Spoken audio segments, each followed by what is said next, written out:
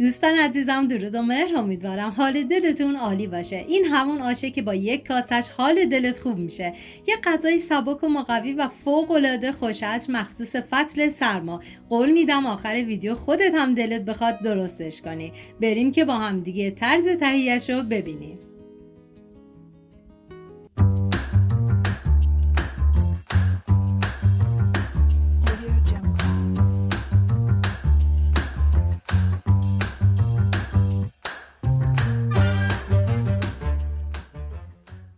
ما برای این آش خوشمزه نیاز به 5 عدد پیاز داریم که 2 عدد رو تو این مرحله استفاده میکنم و به صورت نگینی ریز میکنم. این آش برای 6 نفر در نظر گرفته شده. شما به اساس تعداد نفرات باید مواد کم یا زیاد کنید.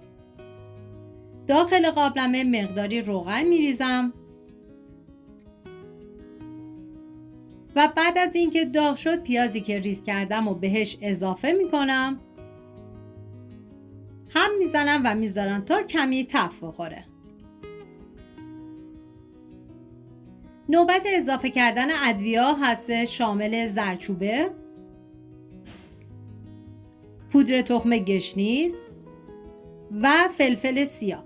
ببینید من نمک رو میذارم برای مرحله آخر، چون این غذا کشک داره. احتمال اینکه کشکمون نمک داشته باشه زیاده، پس در مرحله آخر تست میکنم. اگر نیاز بود نمک رو بهش اضافه میکنم. حالا سبزی خشک معطر شامل پونه کوهی و نعنا خشک 1 قاشق غذاخوری از هر کدوم و آویشن خشک نصف قاشق غذاخوری اضافه میکنم. هم میزنم و میذارم یه تفت خیلی مختصری بخورن. نیازی به تفت دادن بیش از حد نیستش.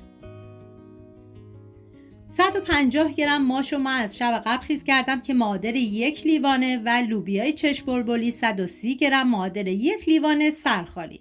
برنج نیم که نیاز داریم 100 گرم معادل نصف لیوان که من برنج رو از 2 ساعت قبل خیس کردم. نیازی نیست که از شب قبل خیس کنید.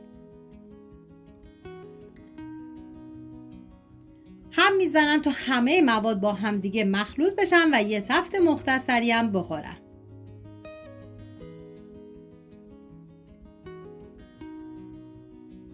آب بهش اضافه میکنم و زمان میدم تا کاملا حبوبات بپزه و جا بیفته و بهتون پیشنهاد میکنم این آش مقوی و فوق العاده خوشمزه هم درست کنید. به خصوص عزیزانی که وگان هستن مطمئنم این آشو بخورن عاشقش میشن. هم میزنم تا همه مواد با هم دیگه مخلوط بشن و دیگه بهش زمان میدم.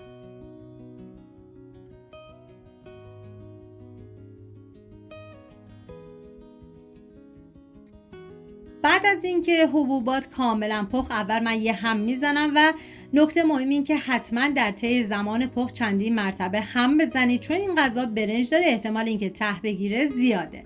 سبزی تازه آش رو بهش اضافه میکنم که شامل تره و جعفری، گشنیز و اسفناج هستش که من اندازه های دقیق و داخل دیسکریپشن نوشتم. هم میزنم تا سبزی با بقیه مواد مخلوط بشه و زمان میدم تا سبزیم بپزه و جا بیفته. توی این مرحله که سبزی رو اضافه کردم دیدم آش کمی سفته، مقداری آب جوش بهش اضافه میکنم و هم میزنم و دیگه بهش زمان میدم. حالا توی این فاصله تا آش میپزه میریم برای پیاز مرحله دوم. 3 عدد پیاز رو به صورت اسلایسی ریز کنید. واقعا من هرچی از خوشمزگی و عطر و طعمی آش بگم کمه، باید خودتون دست به کار بشین و درست کنین ببینین که چقدر عالی و فوق العاده خوشمزه است. 4 حب سیر رو با دنده ریز رنده کنید. عزیزانی که دوست ندارن از سیر تازه استفاده کنن میتونن از پودر سیر استفاده بکنن که این دیگه کاملا سلیقه‌ایه. داخل تابه مقداری روغن میریزم و بعد از اینکه داغ شد پیازی که ریز کردم و بهش اضافه میکنم.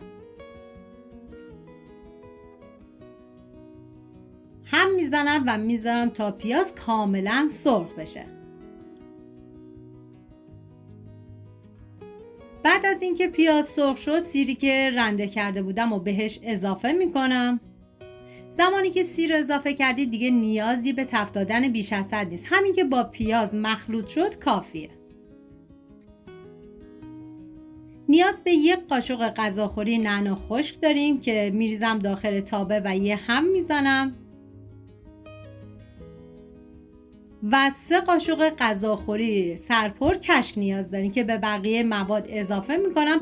زمانی که کشک رو اضافه کردید یه هم بزنید با بقیه مواد مخلوط بشه و بعد از اون دیگه باید زیر حرارت رو خاموش کنید.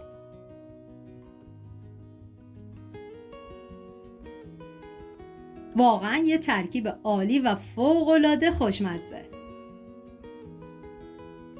خب میریم سراغ آش که دیگه کاملا جا افتاده. هم میزنم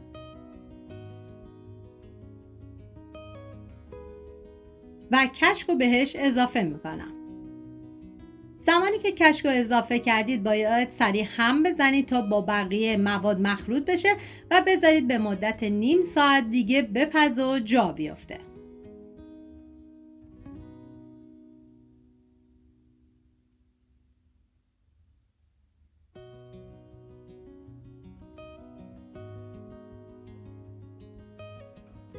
من توی مرحله تست کردم، دیدم نمک آش کمه، مقداری نمک بهش اضافه میکنم و بعد از اون دیگه بهش زمان میدم.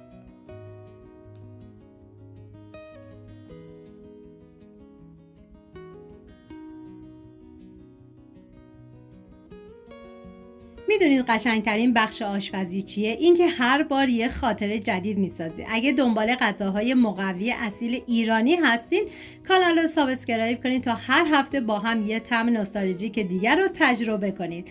در آخر با پیاز چیپسی و کشکم تزیین کردم. سپاس از همراهی همیشگیتون. تا درودی دیگر، بدرود.